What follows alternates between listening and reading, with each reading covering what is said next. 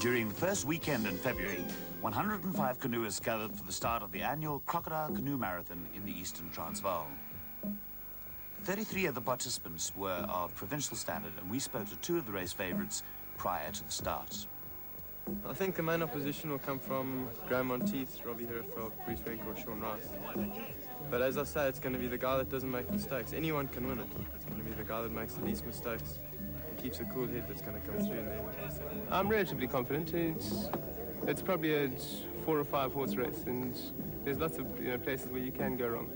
So anything can really happen. The winners will come from Mark Perro, Graham Monteith, Robbie Herfeld, maybe Grant Williston. The first day's route was over a distance of 36 kilometres from the start at the Brown-Robenheimer Dam to the finish at Veltervreden Bridge. It was circuitous and was to prove a test of technical canoe skill. Friday morning, 9:30 a.m., and our chopper provided a magnificent view of the start. I can feel it coming in the air tonight. Oh Lord, and I've been waiting for this moment for all my life. Oh Lord. First to the portage take-up went was Grant Williston, followed closely by Mark Perro, but Bruce Clark took a final line and left the water first, immediately followed by Sean Rice.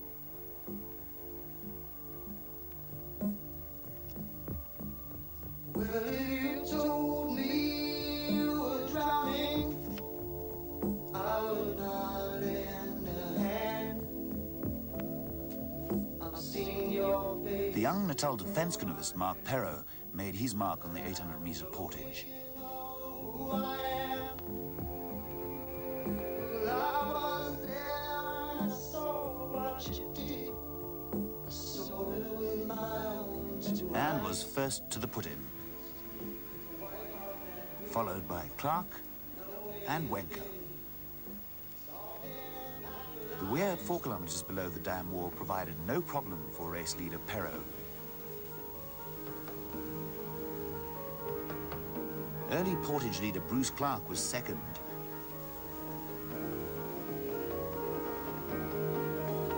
With doozy runner-up Bruce Wenker in third spot.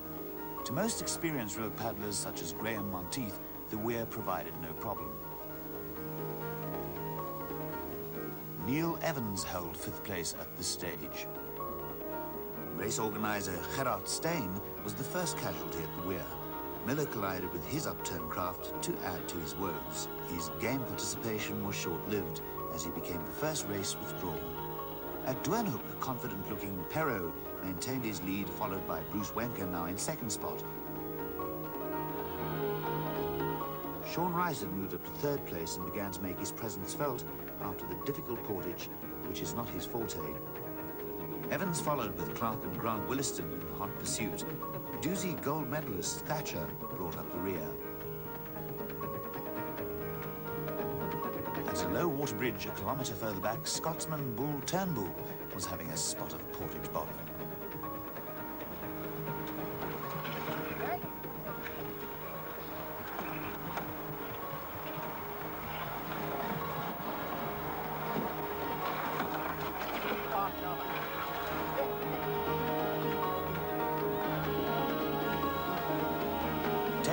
Out, Perro was still maintaining a narrow lead over Sean Rice, now in 2nd place.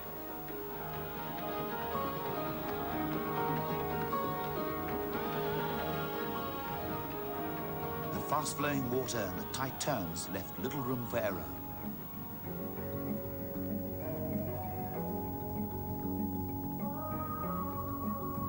Mark lost his lead 1 kilometre from the Stagdoorn Weir, where he capsized and was now in 10th spot. Sean Rice elected to risk shooting the weir to maintain his lead.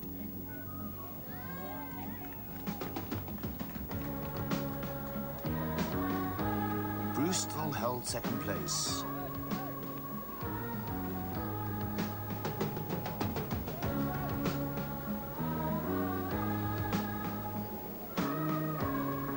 Followed by Neil Evans and the 17-year-old Wits canoeist Robbie Herfeld in 4th spot. The weir proved a great leveller for him.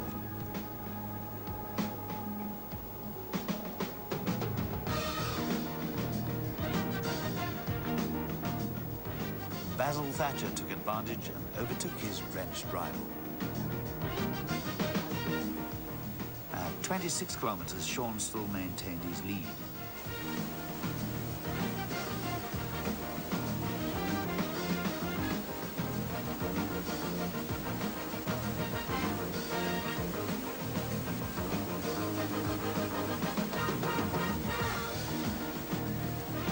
But a gutsy and determined Mark Perrault had worked his way back into second place.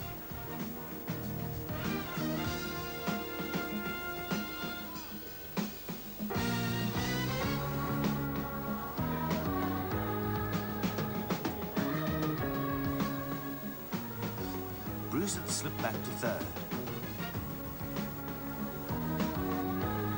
followed by Evans in fourth spot.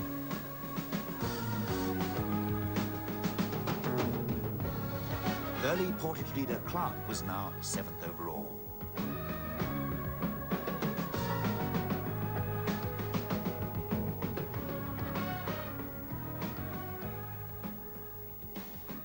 Sean took advantage of his protective headgear and executed a skillful Eskimo roll at the Stags Break tree fall 6 kilometres from the finish. Perrault took a more unorthodox approach and was lucky not to have his second swim.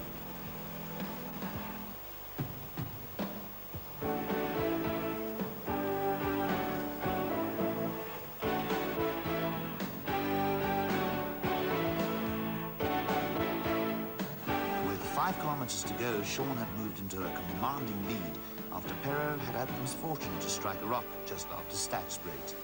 Mark had damaged his craft and was shipping water badly, but refused to give up as he regained third spot past Neil Evans.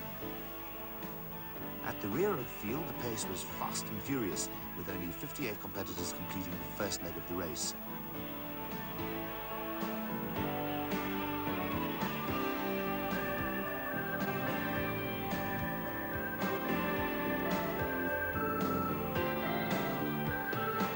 Triumphant Sean Rice crossed the finish line 2 minutes 11 seconds ahead of strongly finishing Bruce Wenker.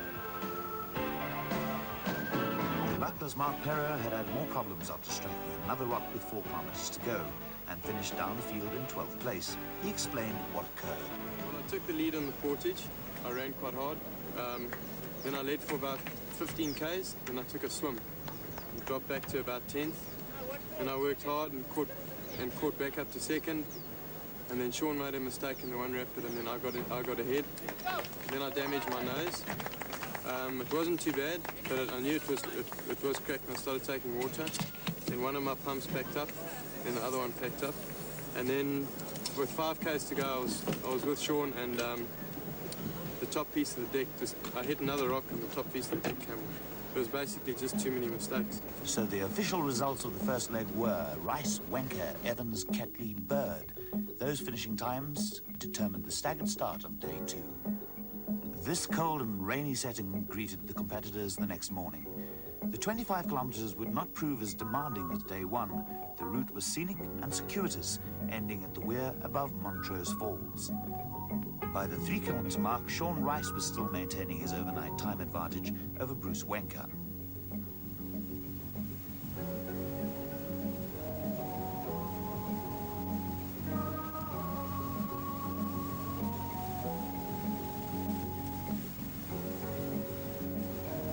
Neil Evans was still in 3rd place.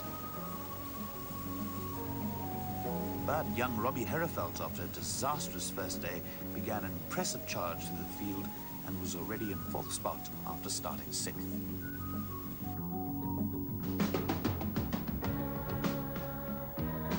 Sean performed another remarkable Eskimo roll at a 7 kilometre tree fall near Moylant.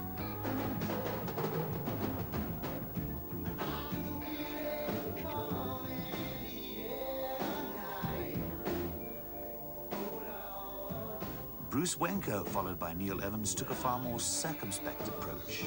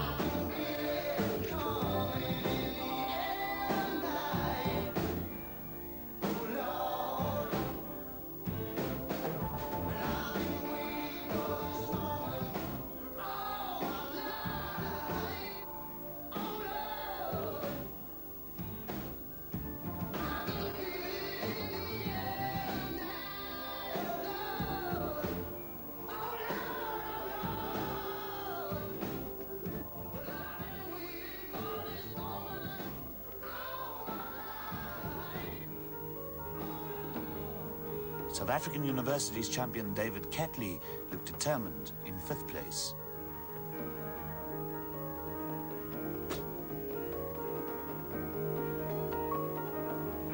At a bridge 10 kilometers from the start, Robbie Herefeld took a risky but slightly quicker option in his effort to improve his standing.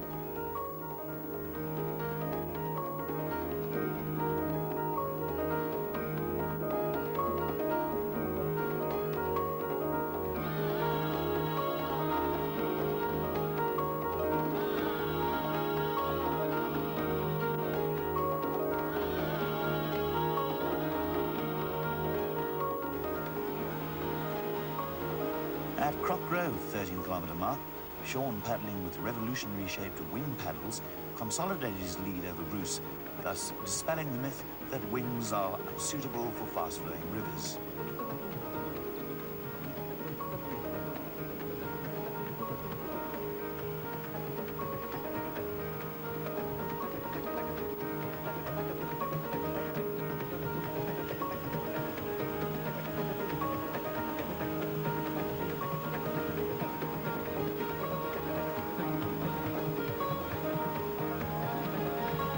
Herefeld's endeavours at the low-water bridge had been successful, and he was now in 3rd place, 3 minutes off the pace.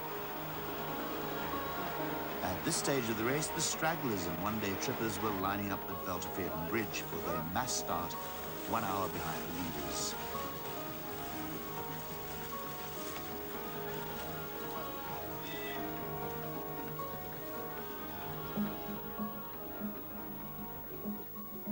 The breathtaking Montrose Falls provided a scenic backdrop to the finish. The notorious Suckhole, 300 meters from the finish, had provided no problem to a triumphant Sean Rice.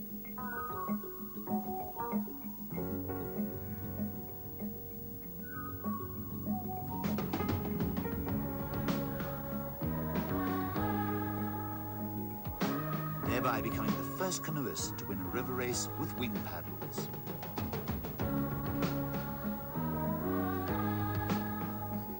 Duty runner-up Bruce Wenker also navigated the Suckhole effortlessly.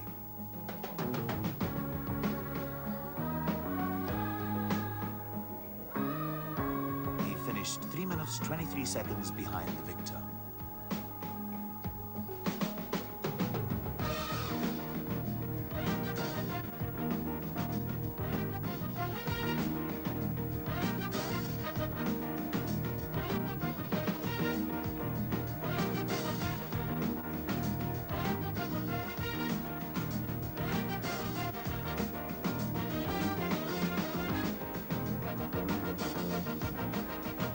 The most creditable performance of the day belonged to junior Robbie Herefeld, taking 3rd place overall after starting the day in 6th place.